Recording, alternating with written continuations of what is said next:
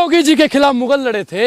योगी जी के ए भैया आप कौन थे? योगी जी कौन थे महाराज? उस संत है, साधु है। अच्छा, महाराजा जो महाराणा प्रताप थे वो किससे लड़े थे? वीरता से लड़े थे, बोल तो दिए वीरता से लड़े थे। और वीरता उस समय कौन था? इन्होंने कहा योगी आदित्यनाथ थे। वो वीरता थे तो महाराज कैसे बन गए? अरे महाराज क्यों इजुल फुजुल? बाबा योगी जी जो हैं, मैं उन पे कोई टिप्पणी तो नहीं करना चाहता हूं, लेकिन आप लोगों ने मजबूर किया है तो बोलना पड़ेगा। अरे डरते नहीं हैं हम, गोरे अंग्रेजों से नहीं डरे तो काले अंग्रेजों से खाकर नहीं डरने वाले। गौरी चला रहे थे, वो अंग्रेज तो, वो मुगल तो ही थे, मोहम्मद गौरी। मोहम्मद गौरी मुगल नहीं थे, कौन थे? अनुराग ओझा 13 तारीख को सनातनी आ रहे हैं हिंदू राष्ट्र की मांग करने जंतर मंतर पे। हिंद देखिए बना देंगे बाप। देखिए जिस देश को संविधान राष्ट्र बनना चाहिए उस देश को कुछ टटपुंजिया बाबा हिंदू राष्ट्र बनाने पे तुले हुए हैं। अरे ये बाबा आप बताइए, हिंदू राष्ट्र बन जाएगा तो आपका भाई, हाँ आपका भाई बीड़ी फूकना बंद कर देगा। इस बात की महाराज गारंटी ले लो। तो आजादी मिल जाएगी। आजादी? देश गुलाम है क्या?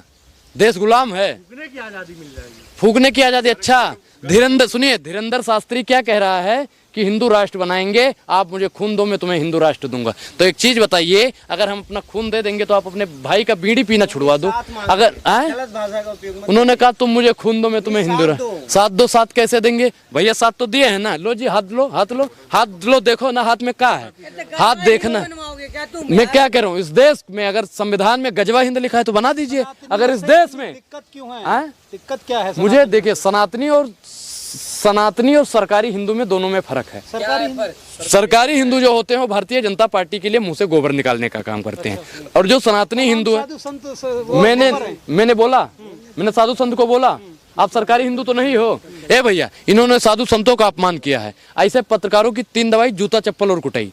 ये पत्रकार नहीं है, भारतीय जनता पार्टी के भेजे हुए एजेंट हैं। इन्होंने साधु संतों को बोल दिया कि वो गोबर है, फलाना है, धमकाना है। हमने किसी साधु संत और किसी का विरोध नहीं किया। हमने ये कहा सरकारी हिंदू वो तो सनातनी हिंदू है। सनातनी हिंदू जो होगा वो राम को भी लेकर चलेगा, रहीम को भी लेकर चलेगा, अल्लाह को भी लेकर चलेगा, वाहेगुरु को भी लेकर चलेगा। लेकिन भारतीय जनता पार्टी यहाँ पे आई है जब से, तब से मुसलमानों को दबाने का काम। हिंदू राष्ट्र बनाओगे, संविधान के किस अनुच्छेद में लिखा है? अरे योगी आदित्यनाथ जी, मोदी जी, आप तो मोदी जी तो पढ़े लिखे ही नहीं है। वो क्या नाम है, अमित शाह जी, मोदी जी के पास डिग्री है। मोदी जी कौन सी डिग्री? सबको साथ लेके चलने का हिंदुओं ने ठेका लिया है क्या? अच्छा एक चीज बताइए कि यहाँ पे 21 से ज्यादा मिसाइल जो अब्दुल कलाम जी यहाँ पे देके गए, मुसलमानों के लिए तो लेकर नहीं गए थे ना, हिंदुओं के लिए भी देकर गए। क्या इस देश के हिंदुओं का ये फर्ज नहीं बनता है कि मुसलमानों को साथ में लेके चलो? क्या इस देश के प्रधानमंत्री का फर्ज नहीं बनता है कि मुसलमानों को भी साथ में लेके चलो? क्या इस देश के गृह मंत्री का फर्ज नहीं बनता है कि जो भी मुसलमानों पर दंगा करता है उनको मारने और काटने की बात करता है उनको उल्टा लटका दिया जाए? क्या इस देश के रक्षा मंत्री का ये फर्ज नहीं बनता है कि इस देश के मुसलमानों की रक्षा की जाए? अरे मन की बात की तो बात मत करो। ए भैया जितने लोग देख रहे हो ना, अपने मेहरारू को सब लोग साथ में रखो, नहीं तो मन की बात भी रखने के लिए ना आपको रेडियो पे आना पड़ेगा। उर्दू में आ रही है, साथ लेके चलने का ही तो बात है ये। हमने क्या कहा कि जितने भी दर्शक हमारे देख रहे हैं ना, अपने मेहरारू को साथ में लेके चलो, नहीं तो मन की बात भी रखने के लिए आप लोगों को रेडियो का सहारा लेना पड़ेगा। एक साथ नहीं चल रहे, कह तो रहे कि टोपी वाला भी जय श्री राम मिल। हमने क्या कहा, जब ऐसा ही करना था तो राम मंदिर की क्या जरूरत तुम लोगों को पड़ गई थी? शांत रहिए, शांत रहिए। इन्होंने राम, सुनिए हम चाहते हैं, हम पूरा भाईचारा चाहते हैं, हम भाईचारा। क्या दिक्कत है? अब भगवान अल्लाह अकबर बोल देता है तो आप लोगों के पेट में काहे दिक्कत हो जाती है? नहीं मरने लगते हैं भैया।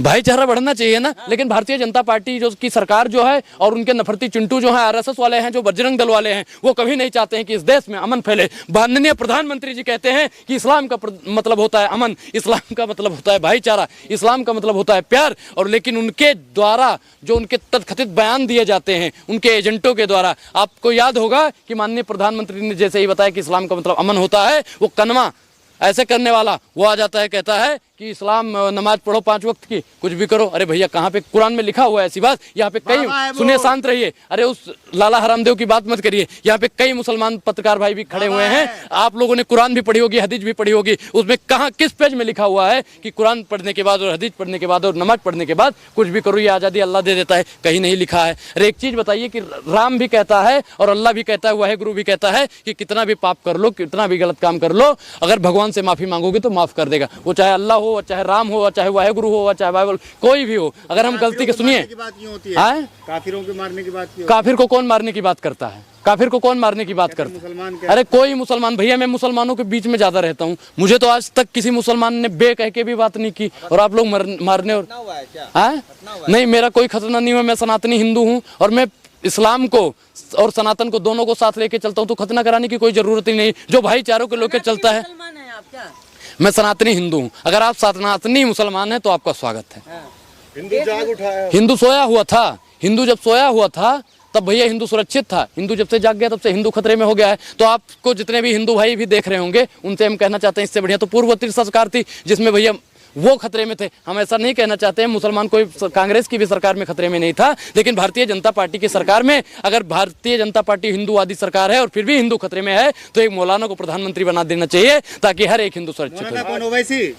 मैं क्या कह रहा हूँ, एक मौलाना बनेगा, कोई भी बन सकता है। आप भी तो मौलाना साहब हो, पत्रकार महोदय, आप भी बन सकते हैं। मौलाना अनुराग हो जाओ बनेगा। देखिए कर्नाटक में मुसलमानों को मौलाना से बहुत प्रेम है इससे आपको। पहले नहीं मिलता था, और क्या चाहिए? देखिए, आरक्षण की आपने बात की, आरक्षण मिलना चाहिए। आरक्षण कितना सताया जाता है मुसलमानों को वो किसी को नहीं दिखता है। आप जैसे पत्रकारों को सिर्फ और सिर्फ आरक्षण दिखता है। दलित भाइयों को कितना सताया जाता है वो नहीं दिखता। आप जैसे पत्रकारों को उनका आरक्षण दिखता है। आप सताने का काम कौन करता है? भारतीय जनता पार्टी करती है। तथाकथित मुसलमान को सताने का काम कौन करता है? आरएसएस वाले और बजरंग दल वाले करते हैं। तो हम मोदी जी से कहना चाहते हैं, मोदी जी अब बहुत हो गया, मोदी जी अब और नहीं आघात करो। और जितने भी मुसलमान भाई हमें सुन रहे होंगे उनसे कहना चाहता हूँ 24 में मोदी जी जो भाषा समझ सके वो भाषा में बात कीजिए करें। मोदी जी का, धन्यवाद कीजिए मोदी जी। मुझे हिंदू हिंदू राष्ट्र के शांत रही, सब बोल लो, सब बोल लो, ऐसा करो। मैं आप अब आप बोल लो। हम कह रहे हैं हाँ, धन्यवाद बोलो। कीजिए मोदी जी का, आप सांस ले रहे हैं आप तो देखिए। आप बोल चुके ना, आपको भी बोलना है, बोलना है और किसी को। आप लोग यही करते हो। क्या आपको ये नहीं, मुझे हिंदुओं